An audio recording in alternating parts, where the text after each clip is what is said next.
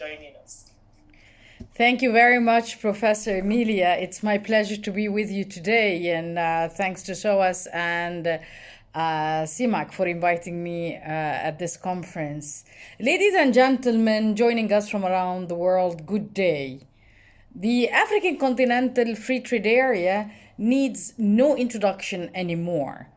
It's arguably the African Union's biggest project since the launch of Agenda 2063 in January 2013, which constitutes the blueprint for sustainable development and economic growth of our continent.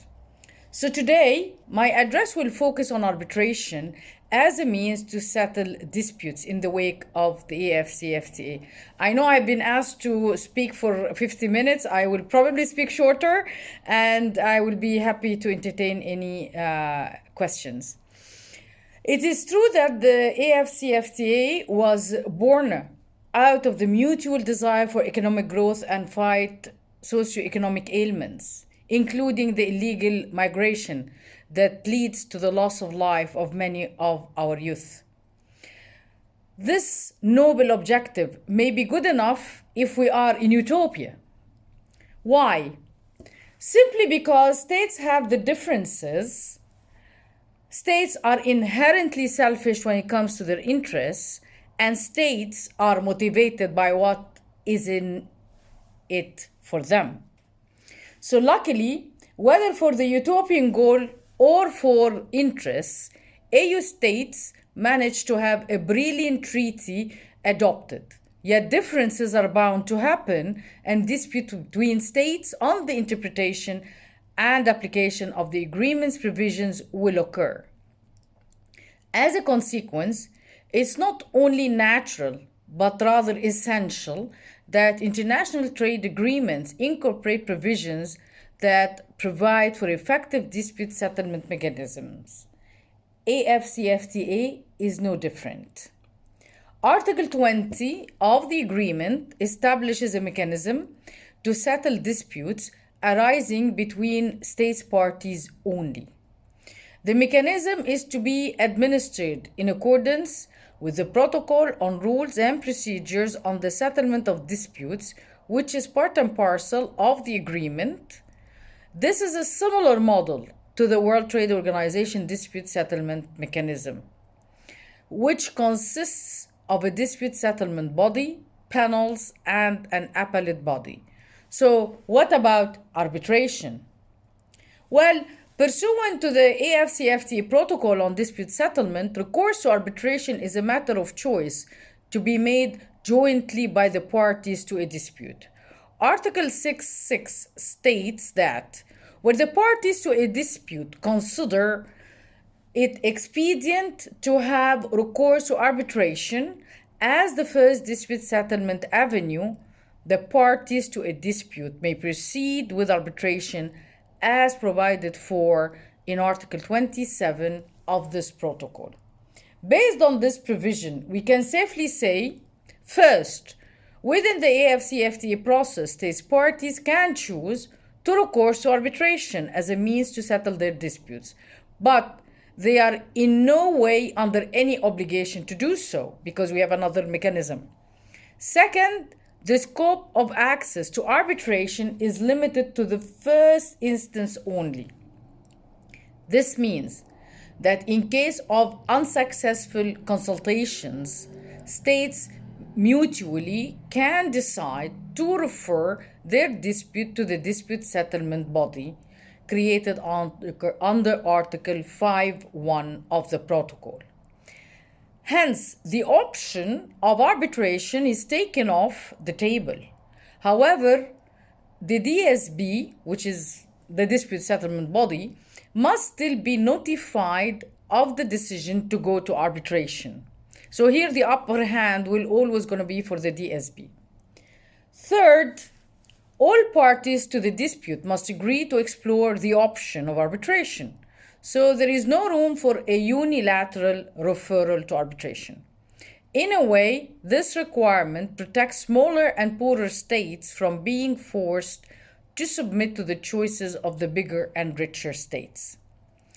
As for the specific requirements to resort to arbitration, they are elaborated in Article 27 of the Dispute Settlement Protocol, where the parties to the dispute have to mutually agree on the procedures to be followed in the arbitration proceedings.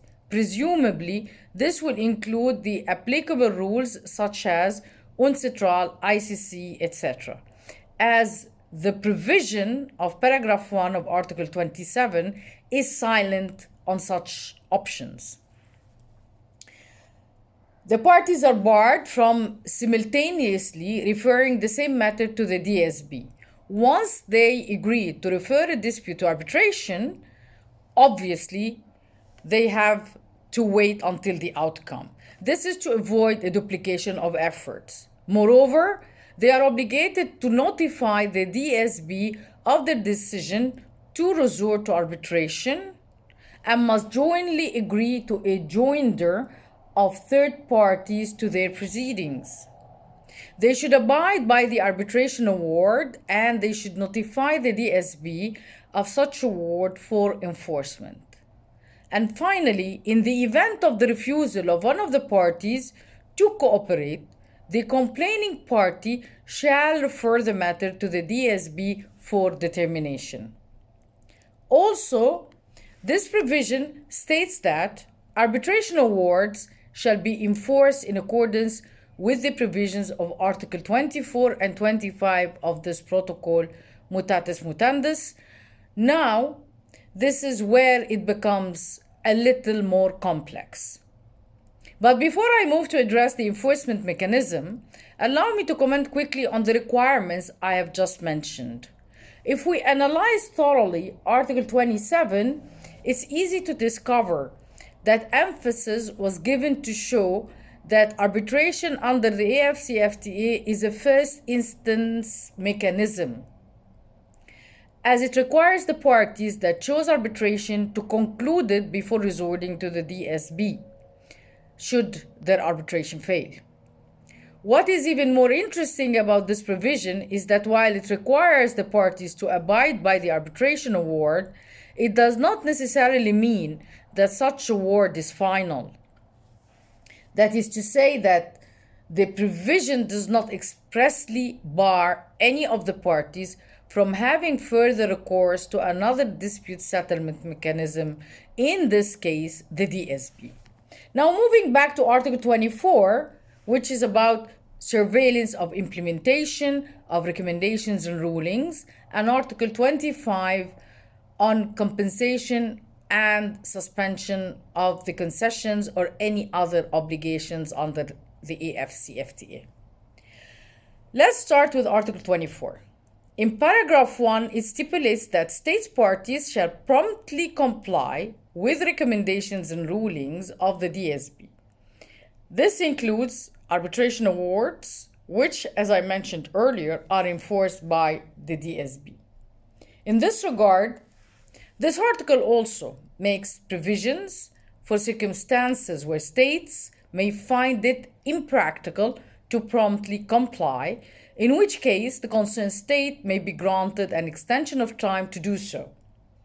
The time extension can be granted on 3 grounds as follows: a period of time proposed by the concerned state party subject to DSB approval, a period of time mutually agreed upon by the parties to the dispute, or, if the previous two fail, a period of time determined through binding arbitration within 90 days after the date of adoption of the recommendations and rulings. So first, the priority is given to the mutually agreed time or to a proposed time as approved by the DSB. If all that fails, then we have to go again to arbitration here. In this situation, recourse to arbitration is very different from the one referred to under Article 27, as it is used not to settle a dispute arising out of the interpretation or application of the AfCFTA, rather as an after-the-fact mechanism to make a determination on the time to be granted to the state against which a ruling or recommendation was already made or an arbitration award already issued. Now, moving to Article 25 on compensation and the suspension of concessions or other obligations, we will find that the measures stated under this provision are meant to be temporary in nature. They are only made available to the aggrieved party in the event that the recommendations and rulings of the DSB are not implemented within a reasonable period of time. Of course, we know that if the matter gets to this point of considering the suspension of concessions or other obligations, then it must be very serious, which is why there is a strict application of the principles and procedures listed in Article 25.5 before an aggrieved state can be granted authorization to suspend concessions or obligations under the AfCFTA.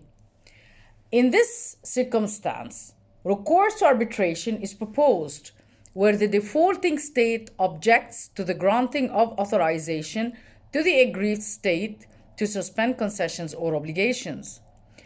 The process for such arbitration is set out in Article 25, paragraphs 8 and 9 of the Dispute Settlement Protocol. And, like the one proposed under Article 24, it's very different from arbitration as a means to settle disputes under the AfCFTA. In Article 27, the arbitration is used as a first instance adjudication process, while in the latter case of Article 25, the parties to a dispute shall accept the arbitrator's decision as final, and the parties concerned shall not seek a second arbitration. Yet, although Article 24 didn't expressly mention that the arbitration as a means to settle their disputes regarding the duration of the extension or in relation to the full implementation of the award, it has stated in paragraph 3C that the arbitration in this case is binding. So here we have different phases to the arbitration. The first arbitration, as mentioned under Article 27, is a first instance arbitration, while Article 25 and 24 said that one, in Article 25, expressly mentioned that the decision of the arbitrators is final, and in 24 it mentioned binding arbitration, which more or less lead to the finality of the adjudication process in the matter. The common factor then can easily be identified in both Articles 24 and 25 is the attempt of the negotiators to ensure that in case of disputes arising in relation to the execution of the arbitration award, their preference is to settle such disputes through the original panel. Yet, in case of difficulties, they created different means to appoint arbitrators or settle the disputes. Here, we can find that the Secretariat and the DSB play bigger roles than simple surveillance in the form of monitoring the implementation of awards, because they made several steps and to make sure there is no lacunae if the parties fail to resort to the original panel that issued the award for the differences coming after the issuance of the award for implementation. So they put different scenarios to make sure that the award will be respected and the decisions will not be prolonged. Based on all this, it's fair to say that arbitration is an important means to settle disputes in the wake of the AfCFTA. However, whether disputing state parties will choose to go down that route is a determination to be made by the states themselves on the merit of each situation. Certainly, the concerned state parties will each weigh their options based on a number of factors, including time and cost, as well as a willingness to even agree with the other party to go to arbitration. So, what does that mean for academics, arbitration centers, arbitrators, and lawyers in Africa? I would say we have a new instrument to play with. I personally believe that the AfCFTA will assist us in flourishing. African arbitration that may be the outcome of transactions under the agreement will hopefully be managed and adjudicated within the continent. Back to our slogan of African solutions for African problems. If my wishful thinking is in place, that means all of us in the international legal field, especially those who are involved in arbitration matters, will need to study the ins and outs of the AfCFTA, like states' obligations versus traders, etc. In this context, we will need capacity building and education to ensure the proper understanding of this new text to enable the appropriate implementation and for advising our clients from both governments and incorporations to the best means to settle the disputes arising from such implementation.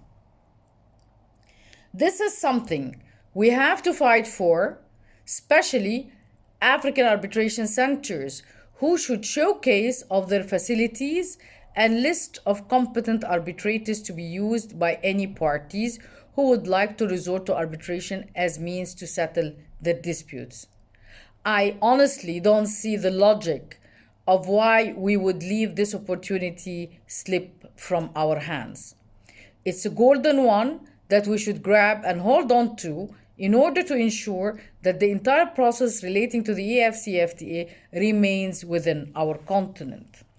It's important to stress before I conclude on the issue of education and capacity building. The AfCFTA is a new instrument.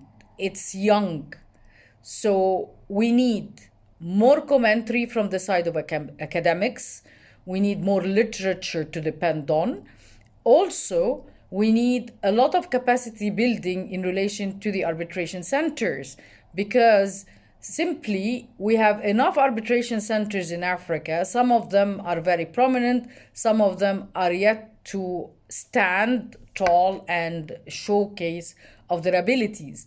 So we need the capacity building for those who are running the centers themselves to how to market themselves within the governments and the arbitrators, while also we need capacity building for the lawyers and governmental officials who will be involved in the cases, be it agents for governments, lawyers for governments, or arbitrators. We need to educate people of the CFTA rules in order to enable us to succeed in having a proper arbitration for any disputes arising from the implementation of the CFTA. It's a fast mechanism, it's easy, but it's costly. So this is actually, I think, because this will be a vast opportunity where even the centers can cooperate and can compete, which will, I hope, bring the prices down for Africans when they go for adjudication under arbitration. Thank you so much for your kind attention, and I look forward to hearing from you and your comments and feedback. Thank you very much, Professor. Thank you so very much, Ambassador. I'm sure that people are still sort of thinking about what you said. Thank you for that call to the various groupings and sectors within our industry and what we need, reminding us of what we need to do to take advantage of the opportunity that the AfCFTA presents to us. You ended on costs. And I have experience of arbitrating on the continent and outside of the continent. And one of the things for speaking as an adjudicator is that I don't earn enough. I actually earn more money when I sit as arbitrator outside of the continent than when I sit as arbitrator in the continent. And one of the concerns that I have is how would our African centers attract qualitative arbitrators if they're not able to pay them well comparatively? And yes, we understand why they may want to charge a lesser fee for from parties, but how would they be able to attract and retain talented arbitrators if they're not paying well, comparatively? Thank you very much for that question. Actually, I do believe that's why I ended up with being in cooperation and also at the same time in competition. Bringing the price down is to the benefit of the parties. And due to the fact that we have now a mechanism in place, which is the DSB, which is basically the other choice for dispute settlement, the parties will choose between both. And the parties, be it governments or the traders themselves, they will definitely go for the cheapest option if it is efficient and if it will be just enough for them. So this is something I think also for, as you said, the talented arbitrators or lawyers to consider. Why? Because then here we are talking about more competition. You know very well, more competition means prices go lower. Instead of having the dispute going to the ICC in France and both parties are Africans, then it will go into one center in Africa. Now, at a certain point, if we succeed in our endeavor and make sure that the arbitration centers in Africa remain as strong as they are and go stronger, the international lawyers, including African lawyers in the diaspora, will have to lower their fees to come to this arbitration. Why? Because it's a market strategy. Now we're talking not about lawyers, we're talking about just the market and prices. We are talking about the market strategy. Now, I am a lawyer, I want to be more known in my field, and the more cases I win, the more cases I will get. So now it will be of the quantity as well will count. At the same time, when we are starting to do proper capacity building and proper education, you will create a new generation who might not be abroad, because the comparison always comes when you are working in a rich country and you get arbitration as a lawyer or as an arbitrator to sit in one of the big institutions. So your fees are very high, it's by the hour. But if we are talking about a generation who are raised in Africa, who are groomed to be able to meet the standards of the DSB or the arbitration, and they get the trust of their governments, the fees will be lower ipso facto, because the living standards in the countries they are coming from is different from the living standards from the Western Hemisphere. So that will lower the prices of arbitration, and that will be to the benefit of the continent on one side, and at the same time to the benefit of arbitration in the continent. Because again, this is under CFTA is a choice. We are still having the DSB, because under other trade agreements, it might be very clear, strict, that you have to go to arbitration. So whatever cost and wherever the seat is, you will have to go for. And then you pay for the fees. This is a risk you take when you sign an agreement with an arbitration clause. But now under CFTA, it's a choice. So if for states they find, or for adjudicators, if they find going to the DSB is cheaper than going for arbitration, then the lawyers and arbitrators will lose. As simple as that. So they will end up trying to lower their fees to gain more clients. This is how I see it. Okay, I like that market analysis. Well, the second question is on you talked about collaboration by arbitral centers on the continent, which I'm very much persuaded by. But one of two things. One is that from the survey we did last year, what we found is that, there's the typical very busy African arbitral centers, and there are few of them. But the good thing is that they're spread across the continent.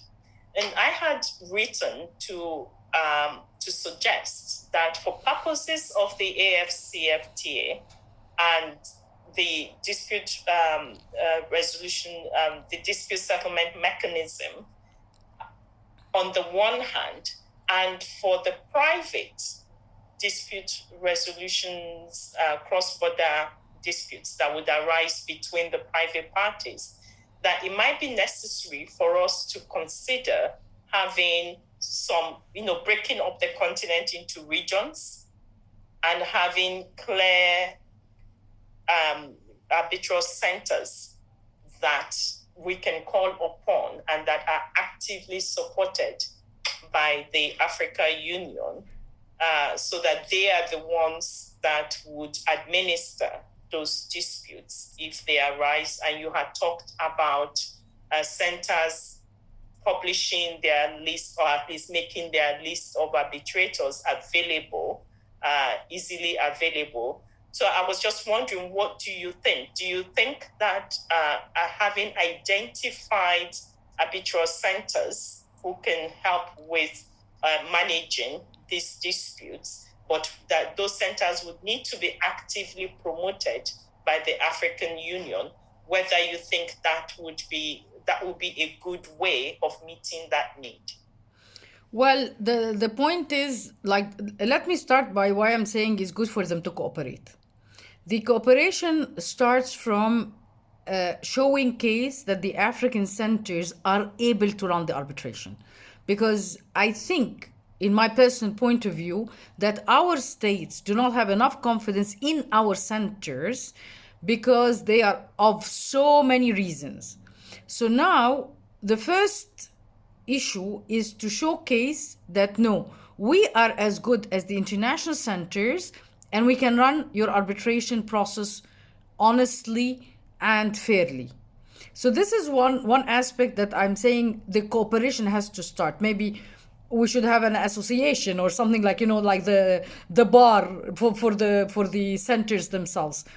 So from that perspective, the centers will showcase how good they are, and their portfolios will not be spread around online everywhere. No, it will be compiled together, and every region would know who to go to in its region. That is on one side. On the other, when it comes to the involvement of the African Union in that process, because anyways, African centers or any arbitration centers, they are independent from the governments and from the IGOs. So it's not like something that we can impose on them. But when it comes to our role, in order to make a list of the good arbitration centers regionally, this has to be negotiated via the member states. Because then, as a commission, or even as the secretariat of the CFTA, we will be crossing the line, because we will be the ones doing the evaluation of the arbitration centers. And this should not be the case, because even the CFTA left it open to choose which arbitration center. So now, if I come and say, no, CIMAC, or the Nigerian center, or the Egyptian center, or the Cairo center, or the Rwanda center, I will say these are the best ones. On what basis I decided that these are the best ones? Now I will be attacked from our member states on what basis I decided this center is better than that one. So I think if we want to go through that path, then it has to be put on the agenda of the negotiators in order to discuss a criteria for deciding that these are the ways that we will rank our centers. Usually, we hate the ranking. Anyone represented a member state will know we hate the issue of ranking. But at least we can say those arbitration centers are bigger than others. The other issue, which I would see of value here, is to involve the regional economic communities. If I'm speaking about West Africa, because it's a big block of states, then I would resort to ECOWAS. And I will tell ECOWAS, can you please study the best centers you have in the region? Because also ECOWAS has Anglophones and Francophones. So you will have centers that are very good English speaking and others very good French speaking. Then by that, I can have a group of states together in one arbitration center regionally that they trust. Because also do not forget that we can have you will be shocked of the number of arbitration centers in Africa. It's above 70 because we try to accumulate and compile this information before in my office. So we realized we have above 70 centers in Africa, which some of them we've never heard of. But you as an arbitrator or a lawyer, you might not have heard of before. So now, either we support them or we have to make them join hands together in order to form a bigger center for them. Because it's a costly process even to have an arbitration center up and running. And to keep the facilities up and running without enough cases is obsolete because it's just a burden on those who had found that center. So now, in order to make sure it keeps going and it goes better, then we can suggest that for every group of countries, they can have one they trust that they will send their cases for, without jeopardizing the choice that someone from East Africa will go to the West to have their arbitration there. This is a very important factor on the CFTA because although we are talking about here regional centers, this is a continental effort. So we are trying here to bring the entire continent together because before the CFTA, we already have the SADC free zone, we have ECOWAS, we have COMESA, we have East African Community, we have many in our regions.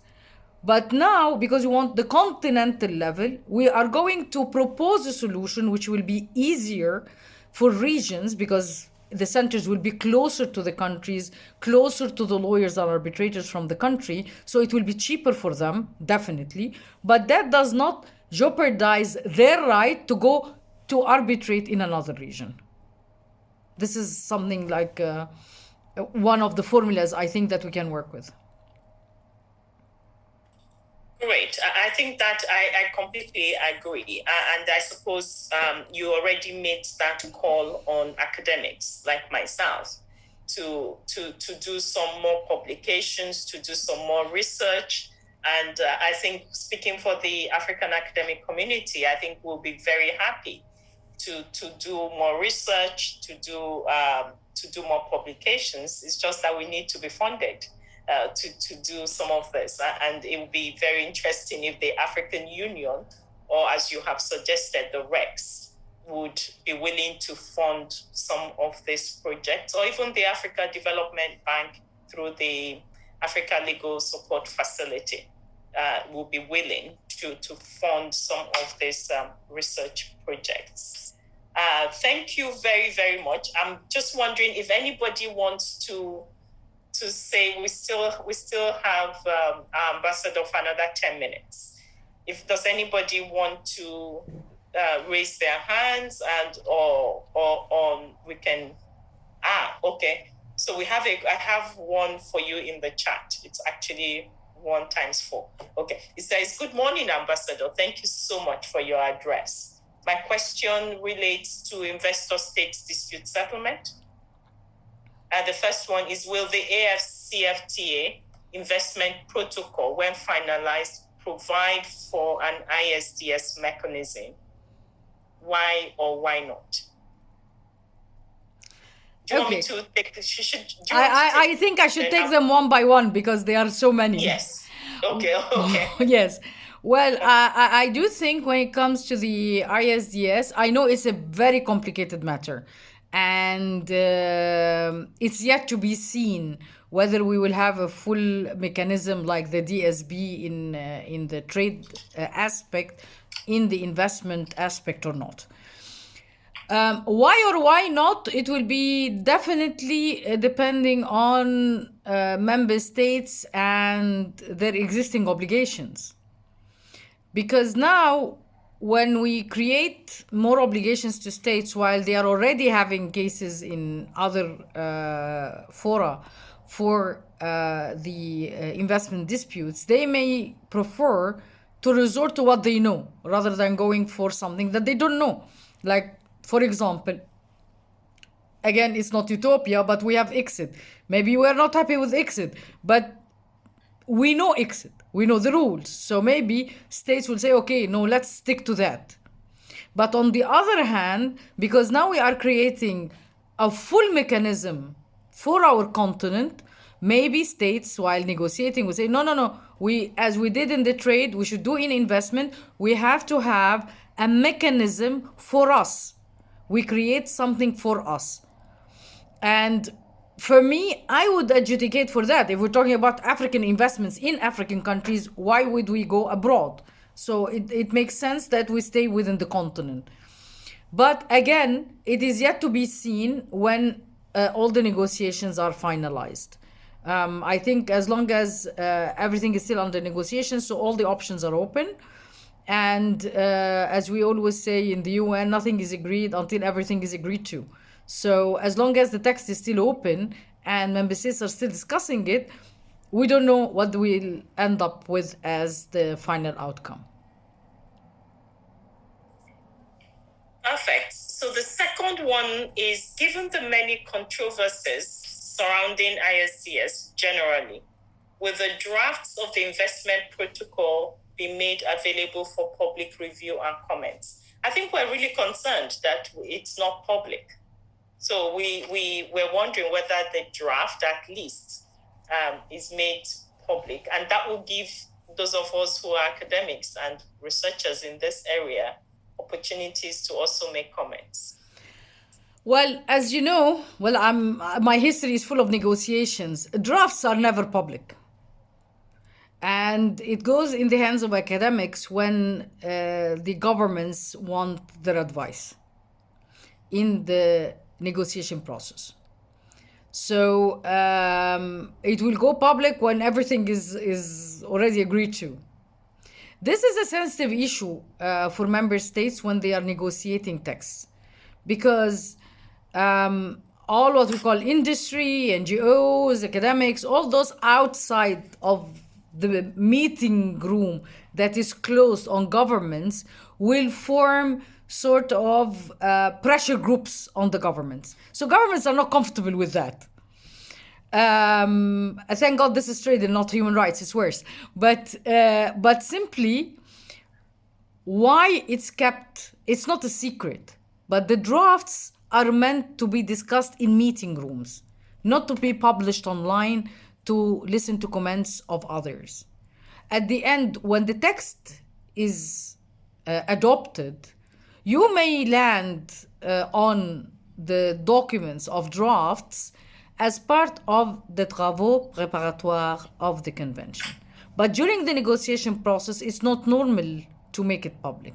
It goes public from a hand to a hand just because someone was contacted by a government to ask for advice. Then the person, he or she, seeks assistance from someone else, then it spreads out. But it's not formally published. It goes from a hand to a hand informally. So that's a normal thing in the negotiation process, and it's not normal to say, okay, let's publish the drafts. Unless the negotiators want to publish the drafts, that's something we have no power on. So one of the ways that, because this question was asked by Professor Uche Ewelupa Ofodide, she's in the US. And one of the concerns quite a number of African academics who do research and teach in these areas is the lack of, we're not engaged right from the word go. And one good example for it that we're currently using with the UNCITRAL Working Group 3 is that there's an academic forum attached to the Working Group 3. And the UNCITRAL can ask the Working Group to do some research, to do a paper on XYZ. But it brings that way, we as academics, we're also feeding into the work that the states and their representatives are doing at the UNCITRAL. So maybe that's something for the AU to sort of think about if the AU wants to set up a little working, an academic group that can at least study some of these things. The AU would instruct us on what to study, and we can then do that sort of work for the AU and the AfCFTA. Can I quickly move on to the third question before you answer that, before you sort of give me a response on that one? The third one is, as between traditional ISDS, the proposed investment court mechanism, and ISDS with reform elements, so I suppose the appeal process, is the AU moving in any clear direction? I think we're just sort of trying to push you a little bit so we know what is in this investment protocol. So what's the AU thinking about? Well, it's like, let me first comment on the first comment. Because I'm involved with coordination of the African group in relation to Working Group 3. We have to make a distinction between the forum of negotiations and the advice services. UNCITRAL requested the academics from around the world to give them advice as a secretariat in preparing the reports. This is different from officially member states requesting academics to be part of the process. These are two distinct issues. So now it's up to every secretariat, if they do not have enough expertise within, to ask academics to join, or advisors to join as consultants to prepare something for them. I cannot speak for my colleague Wakamele Mena from CFTA. He's competent enough to handle that, and he probably knows what capacities he has in the secretariat, and whether in the secretariat reports they require assistance from outside or not. Again, there is the other face of the coin where member states themselves ask their academics and they resort to academics to give them advice. This is known around the world. As far as the issue of a court, let me be clear. On the CFTA level, on the international level, when we are discussing the same when it comes to Working Group 3 in UNCITRAL rules, this is still a controversial issue between the African states. The African Union cannot take an independent decision on the matter without the agreement of its membership. We are an international governmental organization. I always have to remind this to many of the people in many conferences. We are not an independent entity that can go astray to do whatever we think is right. We are bound by decisions of our membership. Our membership is our member states. So if states until today did not yet decide what kind of mechanism they want to resort to when it comes to the disputes relating to investments, we cannot say it. I might have personally a preference. I might tell you the pros and cons of having a court, but that is Namira's. That is not even as a legal counsel. That will be my mind as a lawyer, as a legal person, professional, as an academic, because I did